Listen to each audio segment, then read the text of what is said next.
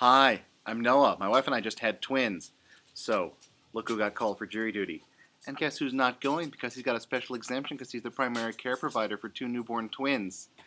Check and mate. Superior Court of California, Office of the Jury Commissioner.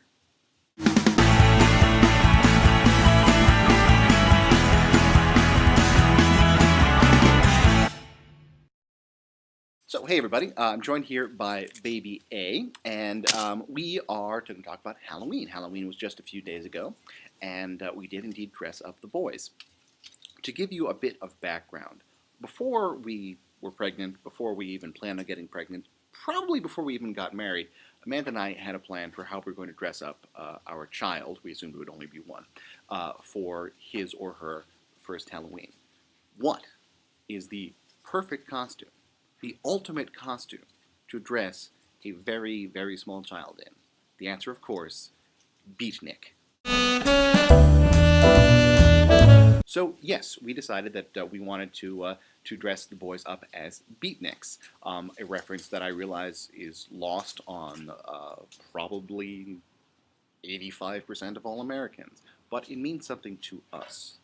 So the question is now, how do you dress your child as a beatnik?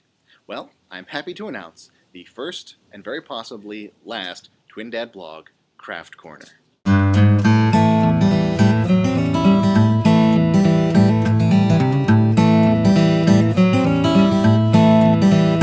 So, how do you go about dressing up babies as beatniks? Well, the first thing you need, of course, is a black wardrobe. Beatniks were famous for dressing largely in black. So we had to find a black outfit for babies, and for some reason people don't tend to make a lot of black clothes for babies. You want to dress them in blues and pinks and bright happy colors. But don't you realize that some babies are dark tortured souls and they want their outfits to reflect that? Here's Baby A looking like he's on the scene shift crew for his college production of Godspell, but there are some places that sell black onesies. For example, American Apparel sells them. You all know American Apparel, right? They're the company that makes clothes for hipsters and apparently also for hip babies, and they advertise with pictures of models that look like they were shot in the basement of a child pornographer. They used to advertise those in the back of The Onion, so when I was living in New York, I would ride in the subway and I'd read The Onion, and people, as far as they could tell, thought I was reading something extremely sketchy. But of course, the American Apparel closest to us did not have the black onesies. However, there was one in Manhattan Beach, which is about 20 miles away from us. They had one, and here it is. Well, they had two, of course, because we need two, because we have two babies. Now, of course, the image of a beatnik is wearing a black turtleneck, and you can find turtleneck onesies for babies, but they're pretty tough to come by. And here's the thing you kind of forget. Babies don't exactly have necks. Their heads just sort of sit on their shoulders like a character from HomestarRunner.com or something. So once we had the black onesies, we had to make the other stuff, which means a beret, some dark sunglasses, and a goatee. Amanda made the berets by hand. We got some fleece, some black fleece from Joann Fabrics, and Amanda cut it and measured the baby's heads and figured out how to make it and set up this little sort of ribbon to cinch it closed so it would fit tightly. These are not practical berets. They cannot really be worn on a daily basis, but they have a certain charm. For the glasses, I spent a long time looking around trying to find glasses. You would figure that at Halloween stores would have little accessories like fake cheap glasses and stuff like that. Well, they don't exactly, but I did find this.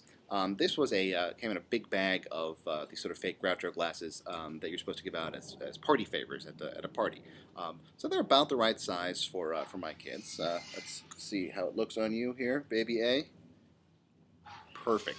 Made from very soft, very cheap plastic, so it was easy to cut off the nose and the eyebrows, and then just take some black duct tape, and voila, we have the black sunglasses. Now, of course, the problem is that a baby can't so much see when he is wearing glasses that are, in fact, just plastic covered in duct tape. But we were well aware these costumes were not going to stay on our babies for very long. And of course, finally, that left the goatee. Now, if we may recall, the second video I ever made was about how to tell if your baby is evil. And I suggested that if a baby is born with a goatee, that might be evidence that they were evil. Well, as it turns out, Baby A right here, he's the evil one. How did you get that goatee? Did you go through instant evil puberty? No, no, it was Hollywood magic. Now, of course, you don't want to use makeup on a baby. It's not really safe for them. And you can't spirit gum a fake goatee on there. So what, then, is safe to put on a baby's skin? Well, a Band-Aid would be safe, I figured, right? Or medical tape, right? I mean, because they put that on them in the hospital when they had monitors and stuff on them. So we happen to have a little bit of medical tape, which I colored with a Sharpie and then stuck it right on there. And you can see the picture right there. Now again, there is still the question of could the Sharpie bleed through, get on the skin, and cause damage. Also remember, these were not ever on for very long, so I really don't think we did any harm to these little guys.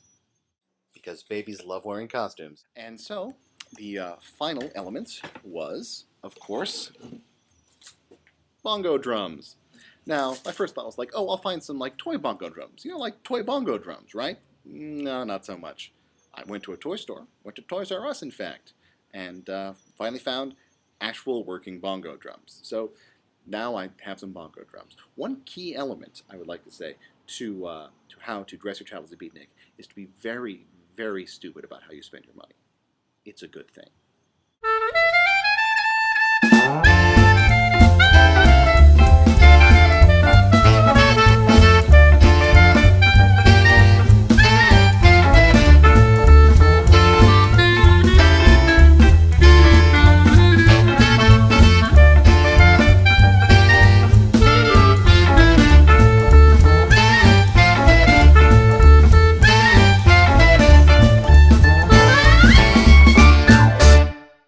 Someday, after years of therapy, I hope they will forgive us. Bye!